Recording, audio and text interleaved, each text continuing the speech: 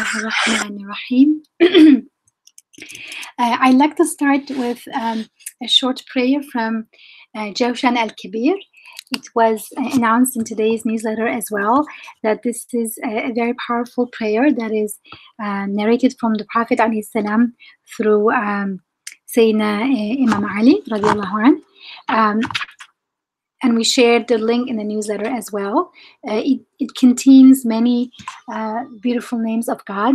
And it is narrated that Angel Gabriel alayhi salam brought it to the Prophet before a battle and told him to take off his armor and recite this dua, and its protection, dua for protection from what? Protection from all kinds of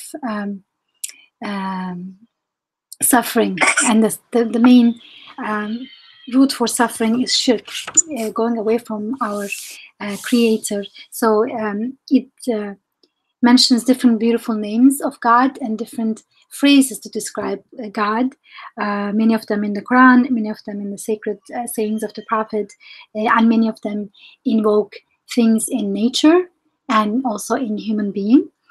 And after 10 of each, it has this similar phrase repeating over and over again, saying that you are glorified, O God, and there is no God except you, and protect us from fire. And here we can think of fire as hellfire, a fire of shirk, fire of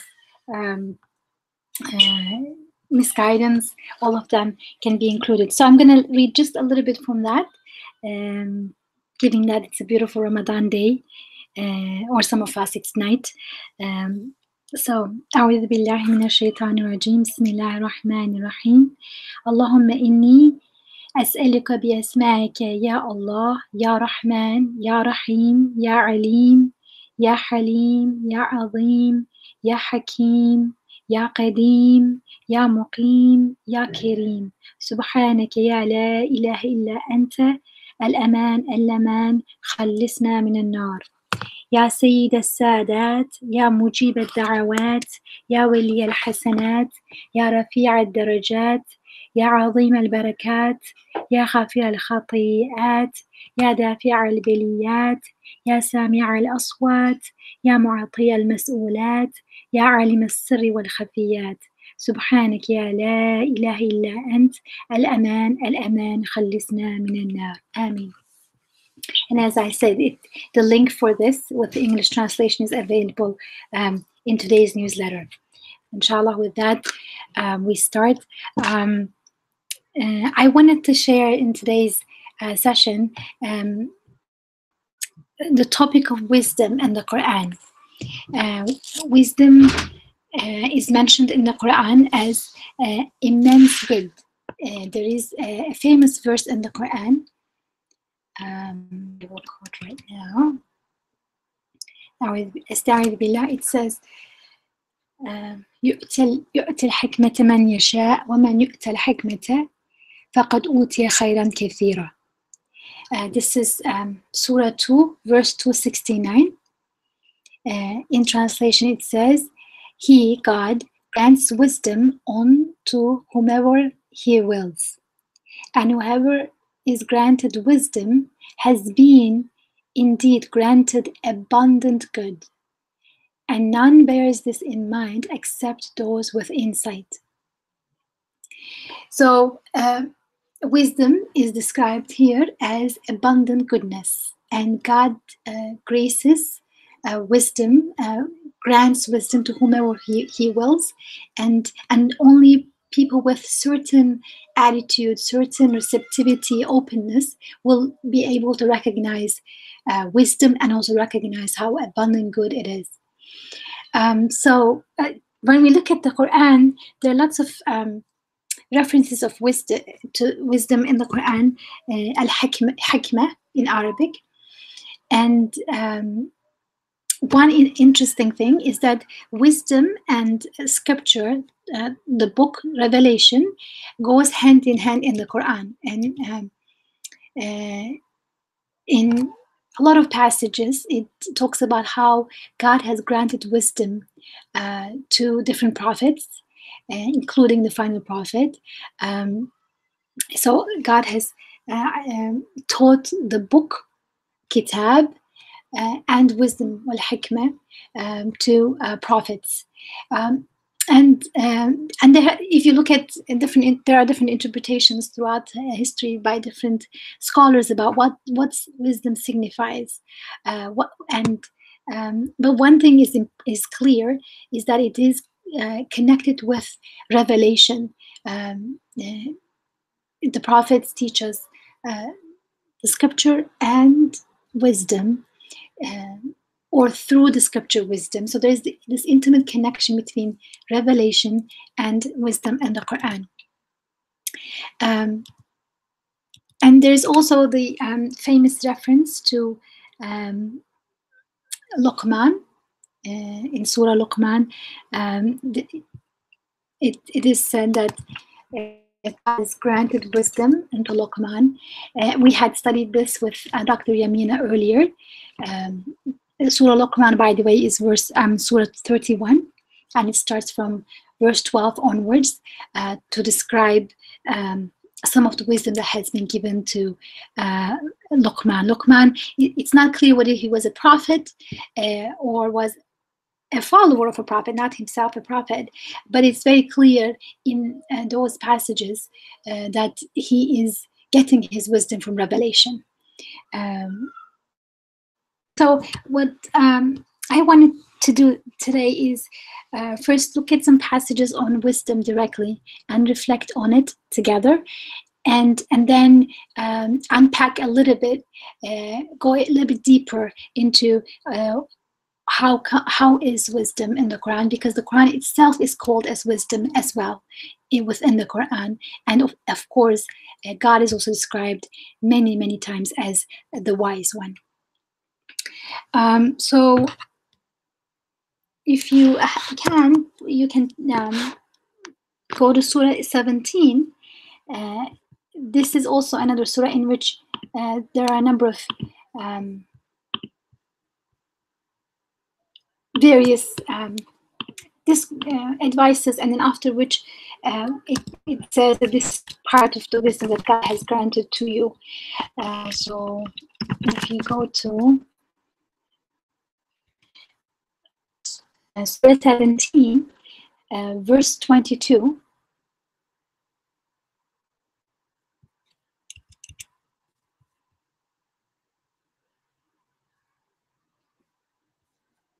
I'm also pulling it up. Sorry, it's a little bit slow.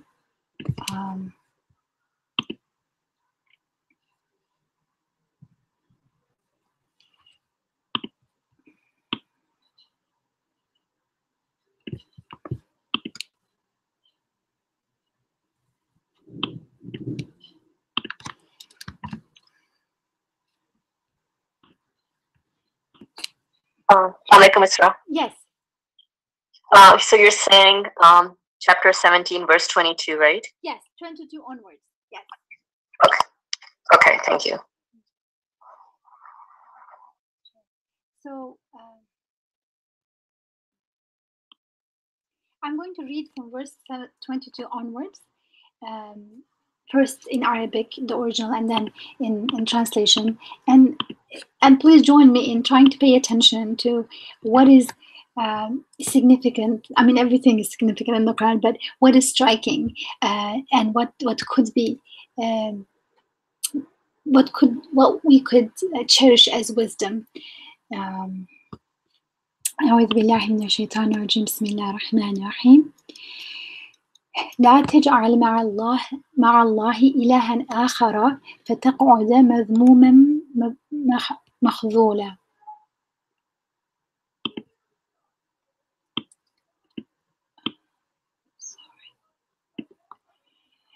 وقضى ربك ألا تعبدوا إلا إياه وبالوالدين إحسانا إما يبلغن عندك الكبر أحدهما أو كلاهما فلا تقل لهما أف ولا تنهرهما وقل لهما قولا كريما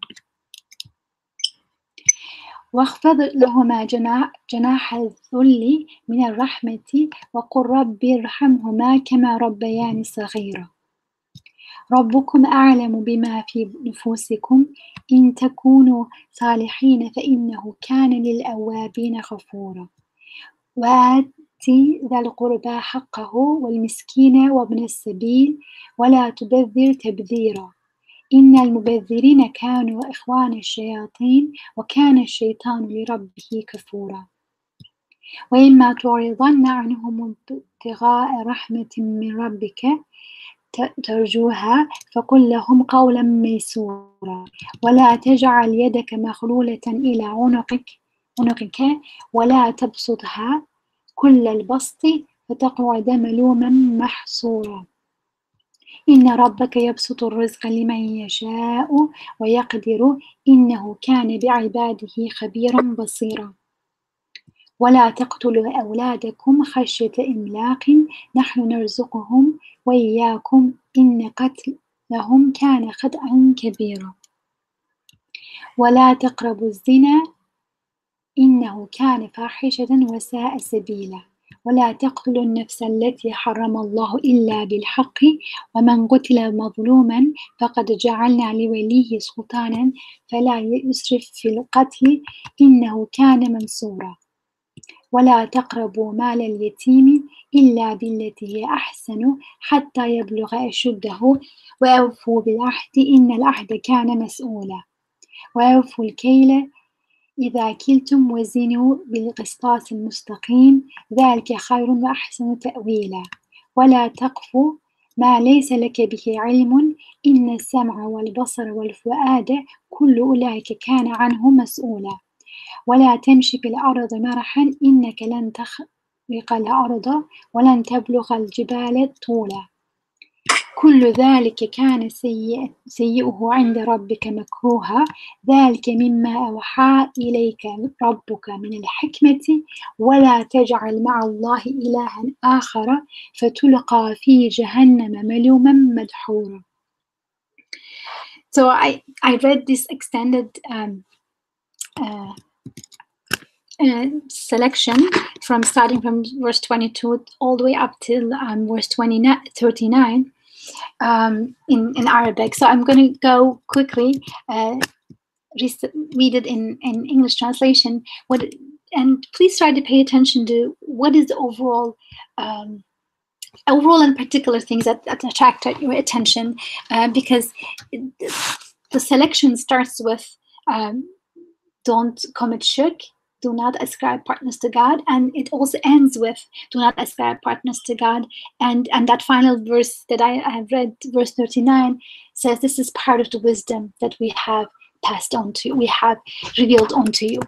So what is it is in a way kind of a sampling of the wisdom that we are taught through the prophets, and we want to inshallah reflect on that a little bit more today. So in translation, starting from verse 22, it says, do not set up any other deity side by side God, lest you find yourself disgraced and forsaken. And your sustainer has ordained that you shall worship none but him, and do good unto your parents. Should one of them or both attain to old age in your care, never say off to them or scold them, but always speak unto them with reverent speech, and spread over them humbly the wings of your tenderness, and say, O my sustainer, bestow your grace upon them, even as they cherished and reared me when I was a child. Your sustainer is fully aware of what is in your hearts, if you're righteous, for behold, he is much forgiving to those who turn unto him again and again. And give his due to the near of kin, as well as to the needy and the wayfarer, but do not squander senselessly. Behold, the squanderers are indeed Satan's, inasmuch as Satan has been ungrateful to his sustainer. And if you must turn aside from those who are in want, seeking to obtain your sustainer's grace and hoping for it, at least speak unto them with little speech. And neither allow your hand to remain shackled to your neck, meaning to be stingy, nor stretch it forth to the utmost limit, lest you find yourself blamed or even destitute. Behold, your sustainer grants abundant sustenance, or gives it in scant measure, unto whomever he wills. Verily, fully aware is he of his creatures, and sees them all. Now, this is verse 30, and I want to pause here for a little bit, because what is striking to me, and you also please feel free to share, starting verse 22, it said, do not have any other gods, anything else. Do not worship anything else other than this one God. Otherwise, you will be disgraced and forsaken. And one of the things we keep repeating, Amina keeps repeating, and receiving Noor, we keep repeating, is the notion that shirk and consequences of disgrace, failure, suffering are intimately linked. It's not, it's intrinsic in shirk that once we imagine that there are other sources of power, abundance, or beauty, compassion, help, other than this one God, then we find ourselves in pain, in suffering, in disgrace.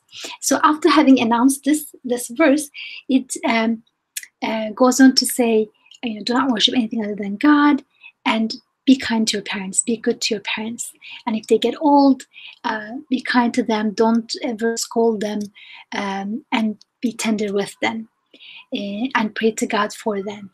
To saying, just as they cherished me when I was a child, you please, have mercy on them. And then right after that, the verse turns to talk about, the next verse says, God knows what's in your hearts. What is interesting to me here is that when I first read it, it looks almost like, okay, I should only worship one God. And then immediately it has a concept, it has a implication, I should be kind to my parents. And initially, I feel like, what is the connection? I can be nice to my parents, yes, but why is it immediately after? Not attributing any partners to this one God, not idolizing anything, not having any idols. How is that connected?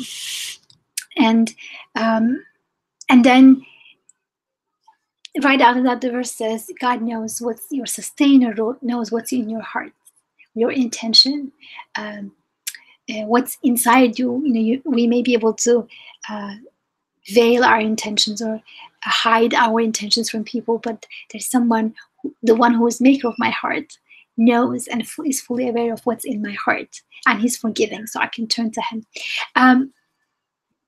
I think this is the part of the wisdom that the Quran is teaching us, that our belief and our actions are intimately connected.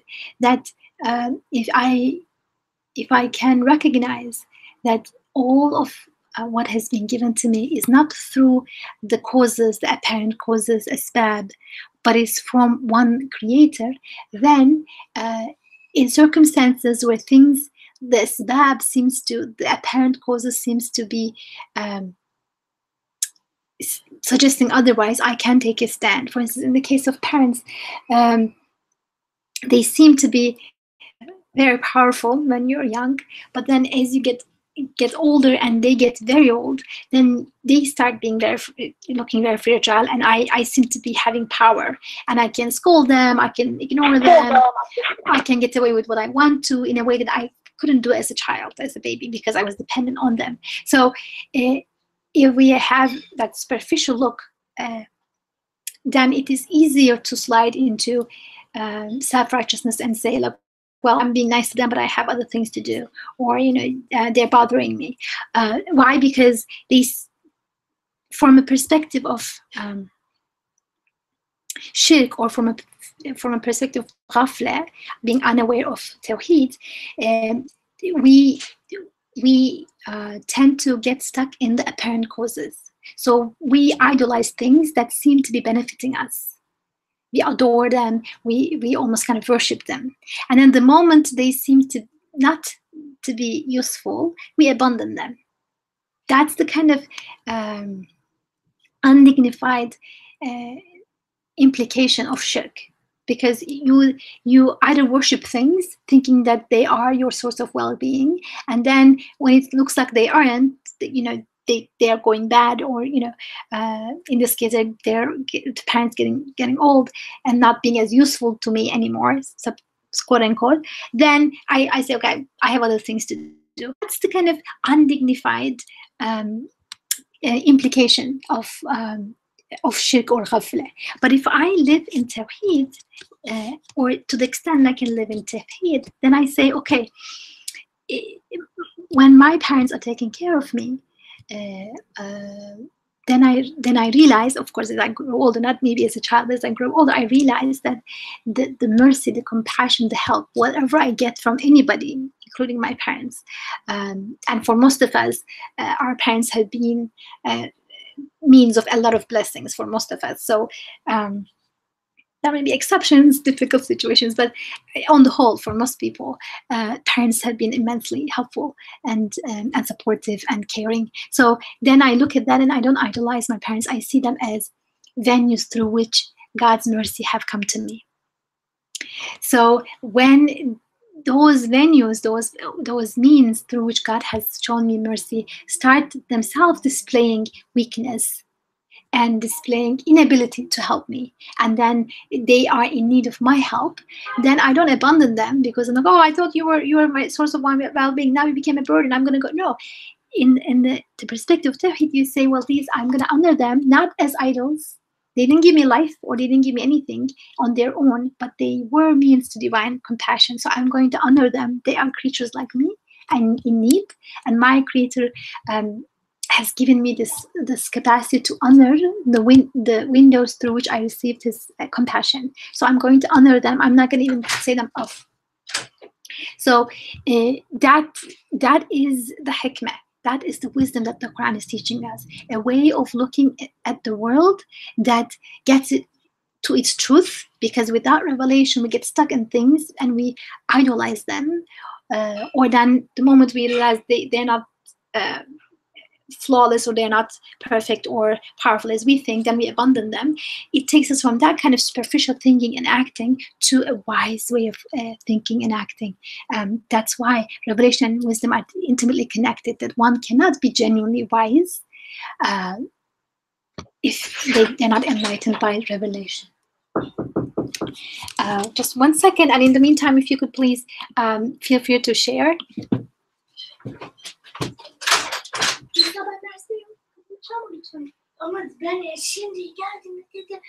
So those of you who have called in to unmute your lines, you can press *6. For others, for those of you who are on the computer and you have access to the chat box, feel free to type in some questions, or if you would like to be unmuted, you could type that into the chat box and I'll be able to unmute you from this end.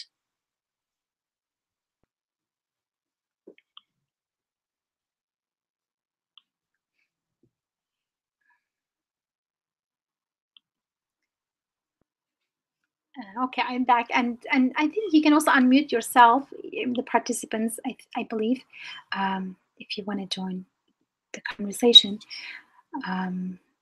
So I'll continue, but feel free to jump in.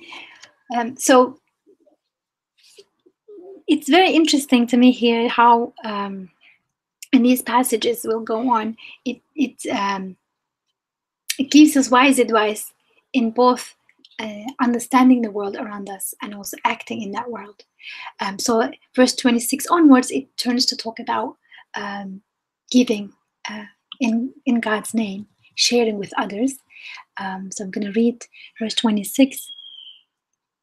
And give his due to the near of kin, as well as to the needy and the wayfarer, but do not waste, squander senselessly. Behold, the squanderers are indeed of the ilk of the Satans, and Satan has indeed proved most ungrateful to his sustainer.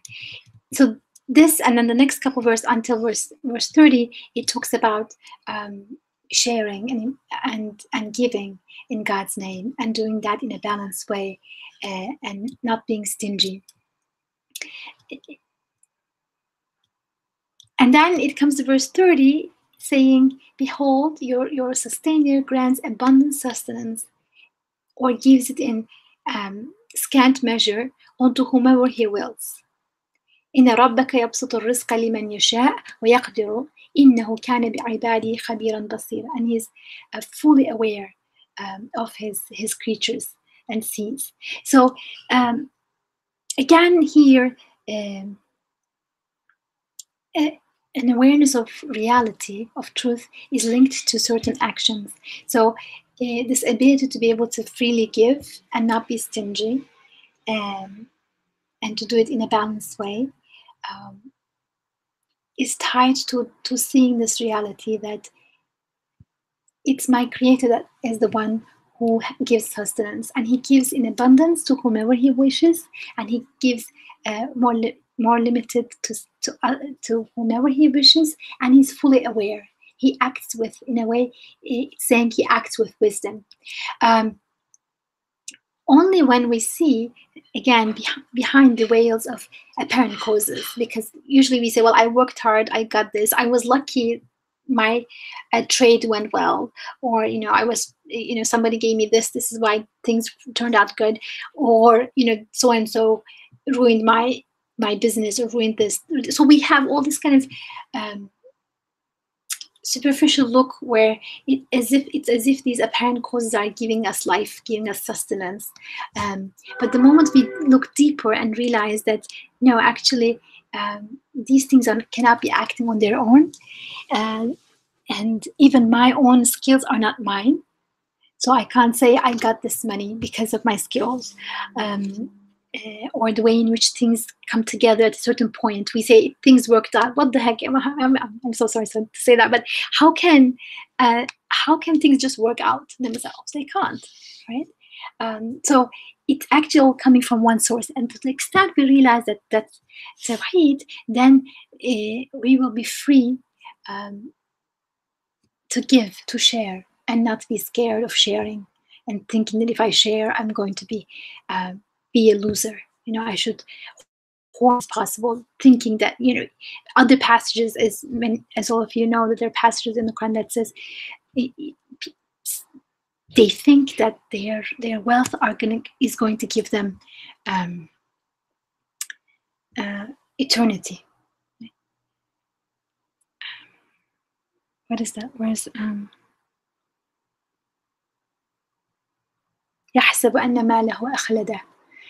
He thinks what he has is going to give him abundance, but it's not from that thing. And the moment we see that, then we are more willing to share and not be scared of losing or falling into stinginess.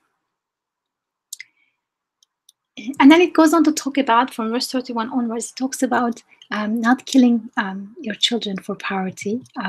It says, hence do not kill your children for fear of poverty. It is we who shall provide sustenance for them as well as for you.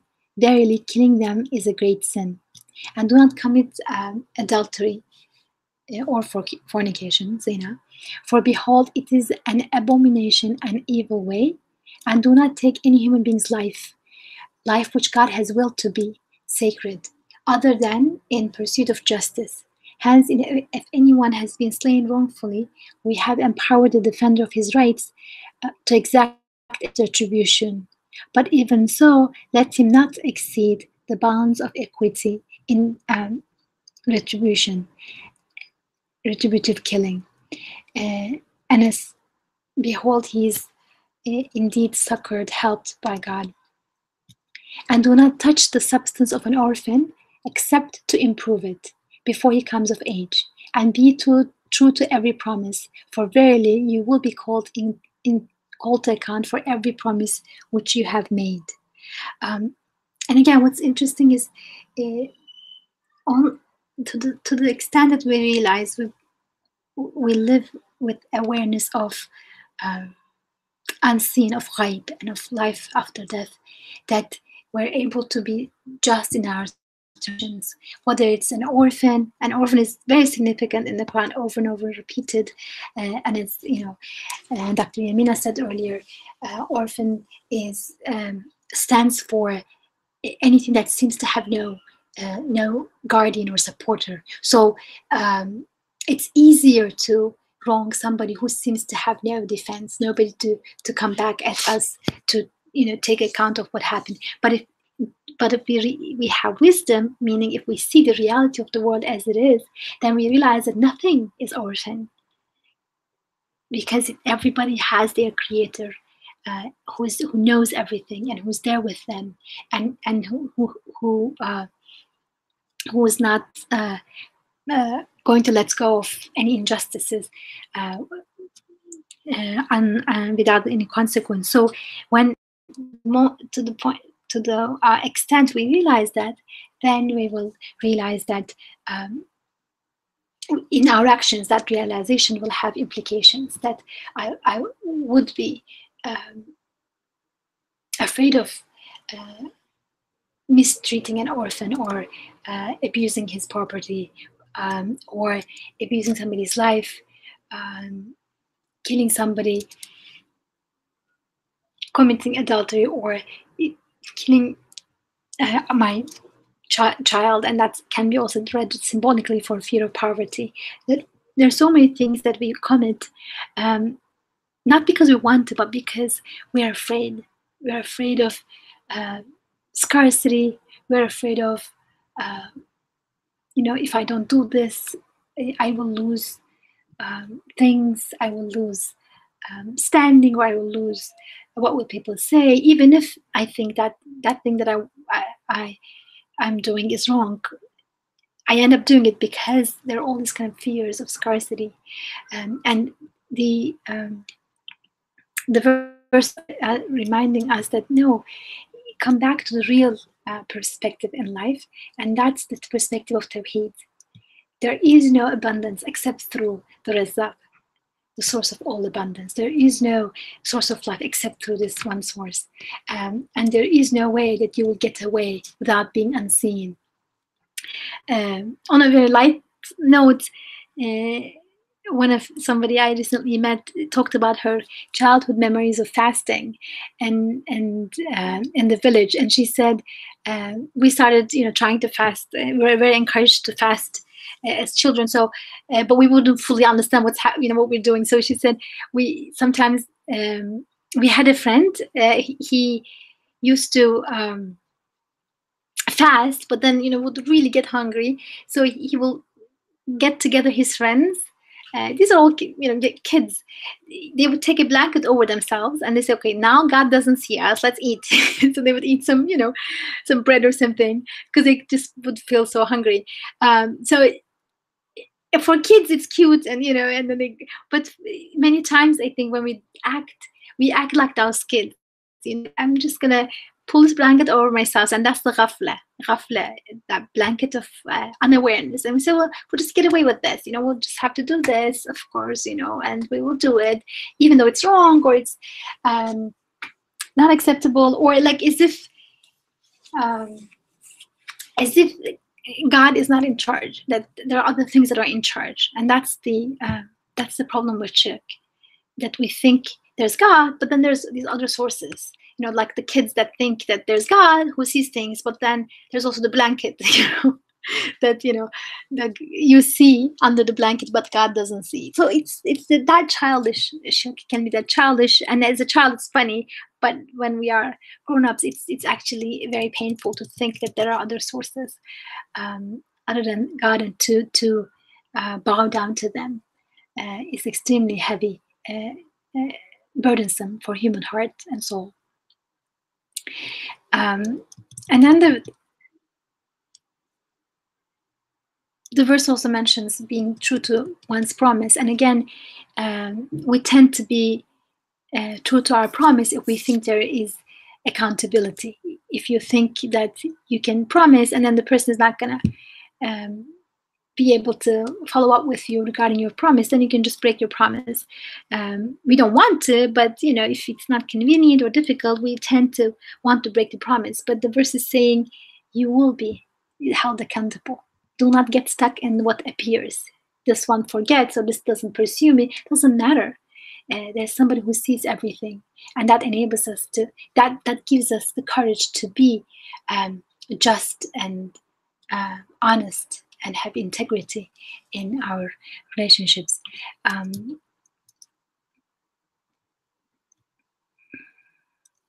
The verses from 36 onwards talk about other things that strike me personally as kind of practical, and then it's really interesting to see how they're deeply linked to the perspective of faith and the belief part. So in verse 36 it says, "Do not concern yourself with anything of which you have no knowledge. Verily, hearing, sight, and heart, all of them will be called to account for it. And walk not on earth, arrogance, self-conceit. For verily you cannot ever rend the earth. You cannot ever split the earth, nor can you grow as tall as the mountains." So the way you walk and the way you pursue things, or get interested in things, they are also connected to faith, because if I realize that I am accountable, my heart, my sight, my hearing, they are all accountable to the one that creates and sustains me. And then even if I have the posture and apparently the power to walk, arrogantly on earth, I should realize that whether it's my muscles or my power or whatever I have, it's all given. It's not for me. I can't ever really, on my own, can't do anything. So then I should walk with dignity, but not with arrogance. And verse 38 and 39, the last two verses of the selection, says all of this is the evil of all of this makruha, disliked in your sustainer sight. And then the last verse says, verse 39 of Surah 17, this is part of that knowledge of hikmah. Actually, not knowledge, hikmah. This is part of the hikmah, the wisdom with which your sustainer has inspired you. And do not set up any other deity side by side with God, lest you be cast into hell, blamed and rejected. So this is part of the wisdom that God has inspired you. And then again, it comes back to shirk. Do not commit shirk. Do not have any other deities. Do not worship anything other than God. And otherwise, the consequence is hell. And that hell, as we emphasize a lot in receiving Nur, that hell is something that we can experience here and now. That if we don't live with wisdom, if we don't look with wisdom, we fall into shirk. And that shirk is painful. It's hellish in this world and the next, because we are begging and having fear of things that do not even know us or cannot even help us, and that's the biggest disappointment and suffering. So this is just one extended passages from the Quran about that has reference to wisdom. And to move to the last section of my presentation, I want to talk a little bit more about wisdom in general. And there, as I said before, wisdom is considered to be an abundant goodness in the Quran, khayran kathira. And repeatedly the prophets and the last prophet, peace be upon them all, are described as being given wisdom. And what is it that's so essential to wisdom? Wisdom is to see things as they are. Okay, we tend to associate wisdom with experience in their life, because older or more experienced people, they tend to have more wisdom because they know they know things are not how they look. They have been through so much that they can distinguish between what is apparent, what appears to be uh, uh, glittery and interesting and helpful, but then they have lived through things and they realize what is enduring, what's not. Now, that's a very general use of wisdom, but here, the way the Quran is using wisdom and connecting with the prophets and the people who follow the prophets is that this is a transformative vision or understanding of reality. Without this kind of wisdom, without this real wisdom, we actually do not understand the world around us or within us. Okay, there's a beautiful symbol that is used by Imam Said Nursi in he discusses this in words, in 12th word, and there he gives the metaphor of a king, a very kind of righteous and pious king, and this king gets the Quran, the Mus'haf, the book of the Quran, written out in beautiful calligraphy and beautiful precious stones. He wants to kind of have the Quran written in a very artful form with silver and gold and different jewelry, indicating different beautiful, deep meanings in the Quran. So he gets that book, that text written out that way, the Quran, in a very kind of jeweled, embellished fashion. And then he calls two people to write a book about this, what they see. And one of the people that was invited, he is actually an excellent engineer and chemist, but he doesn't know any Arabic. He is actually not a Muslim or a believer.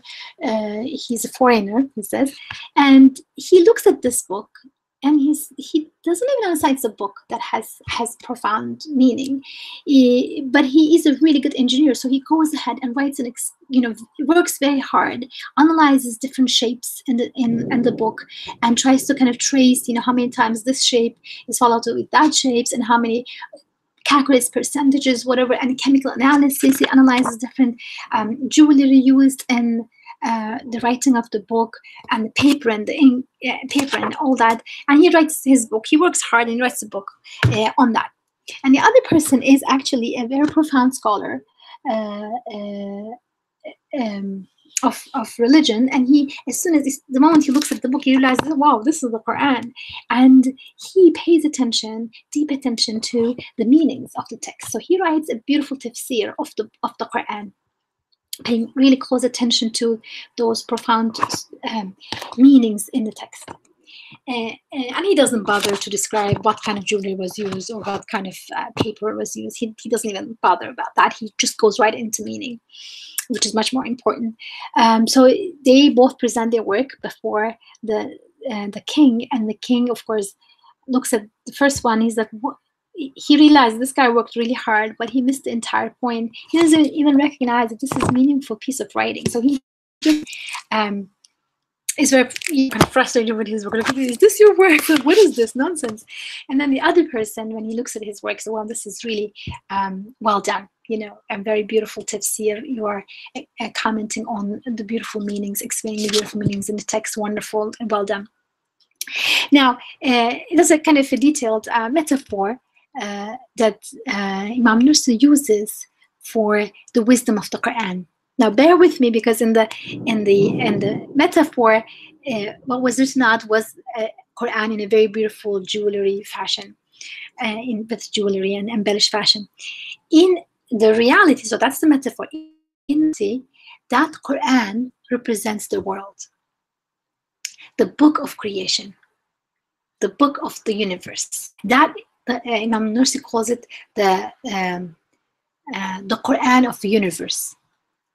And he's not new to do this. There have been other scholars before, very wise, profound scholars of Islam before, who talked about the Quran, the world, the universe, the creation, as the macro Quran, the Quran al-Kabir, right? So it is, this universe we live in is like a book, a very beautifully written out book. But We can look at this universe as it's just there. It's just there. It just happens by itself. Things seem to be making each other, and things just seem to be just happening for the sake of it, just for themselves. And they come into being, and then they eat and reproduce, and they die, and the other ones come, and that's that. That's the super of the first person in the story. He came in. He's a great chemist. Yes, he's a great engineer. Yes, and he analyzed the letters, but he doesn't realize these are letters forming a word, and then forming sentences, and expressing meaning. He just thought these are just some shapes, interesting, glittery shapes. So he's going to analyze the angles and this, and he completely missed that this is a text. He worked hard, yes. He knows he has good skills, yes. He can analyze the paper, analyze different types of jewelry, yes. But he completely missed the meaning. And that represents the lack of wisdom that we fall into when the prophets are not there for us to enlighten us. The second person represents the wisdom of the prophets, wisdom of the Quran. In this case, the Quran cracks the code to the universe. The Quran enables us to see the universe as actually a dynamic text, constantly script being written out of our lives, out of events in the world. Things are constantly being made and scripted, and they are all expressing meanings. Okay, that flower that comes into being, or that person who gets sick and then gets well, that person who is able to figure out sophisticated stuff, and that other person who has compassion or is in need of compassion. All of that diversity and the whole universe is actually expressing meanings. They are not there to say, "Hey, I'm here." They are there to say, "Look at me and see, get a glimpse of of the Creator's incredible, beautiful names, Al-Asma al-Husna." And a number of profound scholars in Islamic tradition have said that the truth of the universe is to indicate beautiful names of God. So it is like a text. When you look at the text, you need to look at the text to get the meaning. You can't close your eyes and get the author's meaning. You have to open your eyes and look at the text. You can't get rid of it. You can't ignore the text. Look at the text. But if you look at the text, not knowing it's a text and not trying to read it, just looking at how the things angle here and there, then you're missing the point. What you need to do is you realize this is text and read it. And as you did, the whole act of reading is looking beyond the text. You look at the text, but you're actually looking beyond the text to the meaning. Like the word, like the sounds as well, right? I mean, when somebody talks, when we listen to the person, yes, we are tuning into the sounds, but we're not tuning into sounds as sounds for the sake of the sounds. We are trying to understand the sounds and the language. The sound is expressing meaning through language. This could be unpacked even more, but I'm running out of time. So I want to conclude by another small symbolic story, basically to express how the prophets are the ones. I mean, the Quran in this case. The Quran is the hikmah, the wisdom we need, because the wisdom is to be able to look at the world and our inner world as well, and to realize that these are not happening haphazardly, and these are not there for their own sake. They are expressing a meaning, pointing to the sustainer, the creator. And that takes us away from shirk into tawheed. So this final story I want to share is from another profound scholar of Islam. He's from Mawlana Muhammad Jalaluddin al-Rumi, famous with his various works, including his Mathnavi, his poetry. And there's this story in his Mathnavi he narrates, and that's the story of a man walking down the road one day, and there's a river by the road, and he looks up and he sees a big walnut tree by the river, and there's a man who's up there on one of the big branches, and he's shaking the branch. Now, as he's shaking the branch, walnuts are falling down. But the branch is onto the river, so when the walnuts are falling down, they actually hit the water, the river, and it's a fast-flowing river, so they go with the river. So the man goes close, under the tree, and says to the man up there in the tree, he says, "Brother, I see you're shaking the tree's branch, but all the walnuts that are coming out of that branch are falling not onto ground, but they're falling onto the river. So when you come down, you won't have any walnuts to collect. They are all going by with the river." So he's thinking that he's, shaking the branch because he wants to get walnuts, and he won't be able to find them when he comes down. And the man answers to him saying, I'm not shaking the branch to get the walnuts. I'm shaking the branch to hear the sound of the walnuts when they hit the water. Now, so that's the end of the symbolic story, and the interpretation of the story, and I'm getting help from, Imam Nursi's works to interpret the story. Rumi himself also offers an interpretation, but it becomes clearer from the perspective of, the previous story that we looked at. And the idea here is that when you live through life, do not try to hold on to things, because whether it's youth, whether it's your wealth, whether it's your the people you love, nothing is stable in this world. Everything is passing. You can't hold on to anything. Even if you have the happiest life, happiest relationships, wealthiest, everything is passing. So you can't hold on to things in the world. The idea is do not try to hold on to them, meaning do not worship them as if they are the source of goodness themselves, as if they are there to manifest themselves. No, do not get attached, and worship the world, thinking that the goodness is from them. Rather, try to hear the voice of God coming through them. Meaning, that's what Rumi says. And meaning, with the help of Imam Nursi, what we understand is the meaning is that try to understand how the world and the events, including our own emotions, are pointing to beautiful qualities of God, like His power, like His wisdom, like His compassion, like His sustainership. Try see the live through the world, trying to hear that signs, those ayat. Not to hold on to the world, because nobody can hold on to the world anyway. And that's real wisdom, to see the reality of the world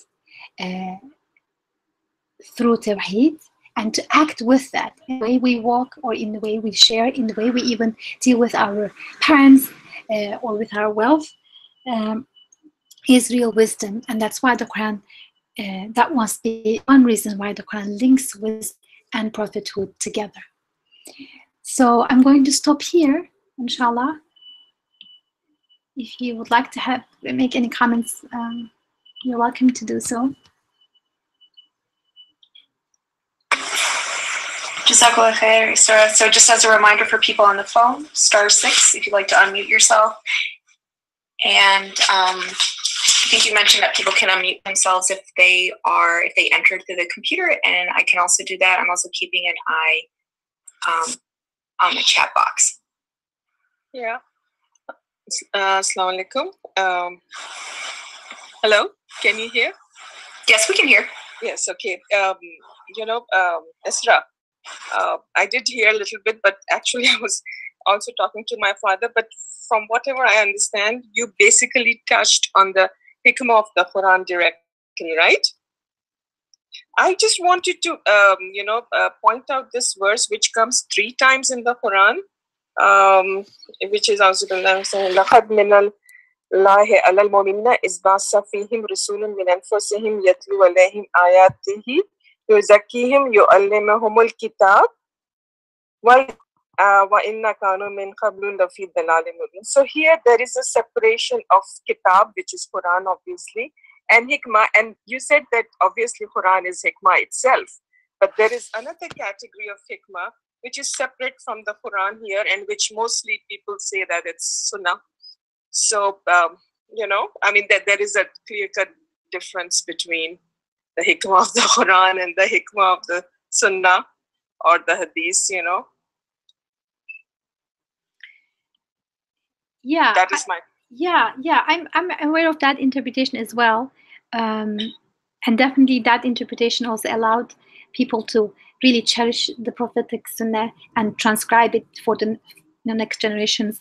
As far as I know, Imam Shafi'i is a key person who brought in hikmah as a reference to Prophet's life, and that's part of it, definitely. What I was emphasizing is, in addition to that, we need to see the Quran itself as wisdom. Just as in the verse you mentioned, it says, God will send them prophets that who will cleanse them, yuzakihim, and teach them scripture, the book and wisdom. So, and these are all interconnected.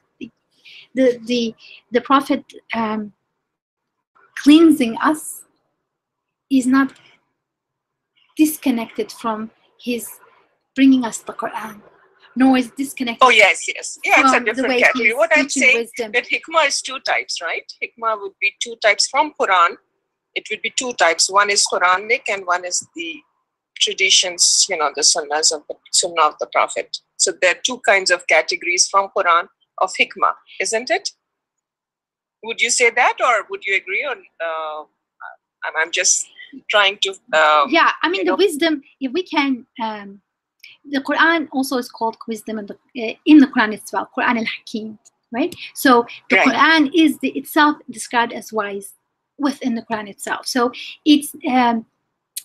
I understand where you're coming from. There's that interpretation that kind of a little bit distinguishes between this is the Quran is the book, and scripture, the wisdom is the Prophet's life. But that's one interpretation, and it has its own. It can have its own place in terms of emphasizing our need to take the Prophet's life, lived practice seriously. But it shouldn't be the only interpretation, because then it kind of makes us a little less sensitive to the wisdom that is taught through the Quran.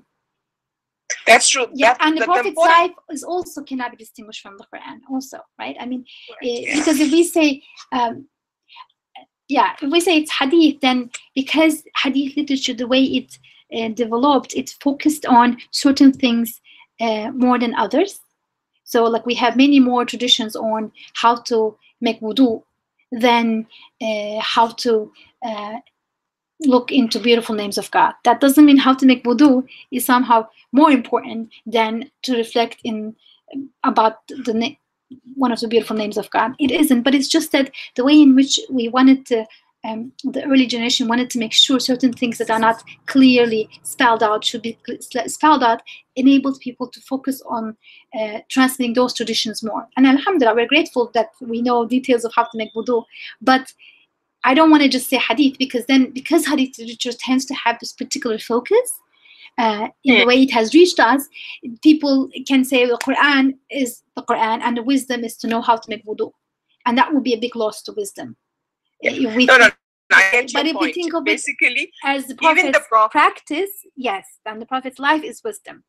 And the Quran is wisdom as well. Yeah, and the Prophet got his wisdom from Quran too. So it merges basically. Yeah. Sometimes Quran spells out. This is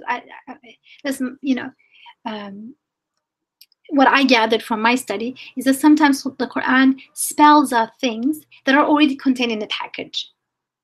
Right? There are passages in which it says angels and Gabriel and Michael, and we're like, but there are also angels. They're in the package, yes, but there's an emphasis. So similarly, wisdom is already packaged in the Quran. We can interpret it that way as well.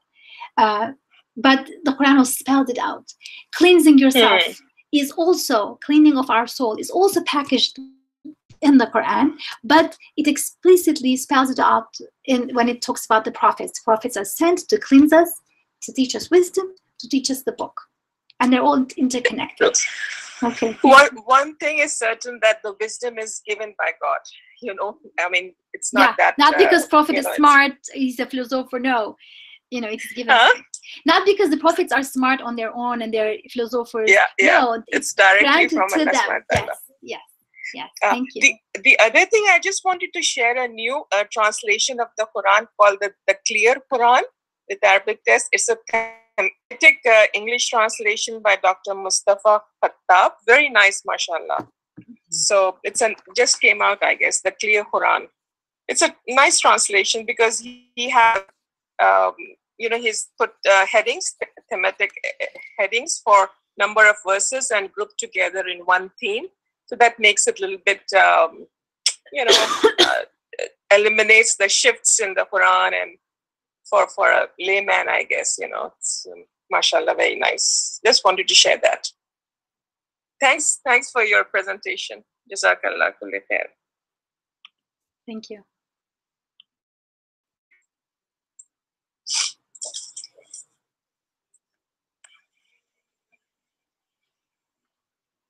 Do we have any other questions on the line?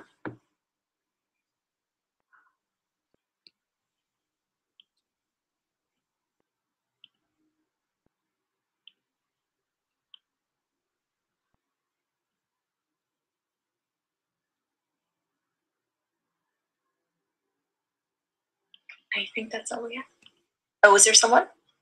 Yeah, no, I just wanted to say Assalamu alaikum, and tonight is one of the last nights of Ramadan. Let's keep each other in prayers. This is the 27th night, so it is also highly regarded as potentially Laylatul Qadr in many parts of the Muslim world, and may we be part of that prayer circle tonight, and may we inshallah pray for each other for living in wisdom, appreciating the wisdom, and living with wisdom, inshallah. Okay, assalamu alaikum. Wa alaikum assalam wa rahmatullahi wa barakatuh.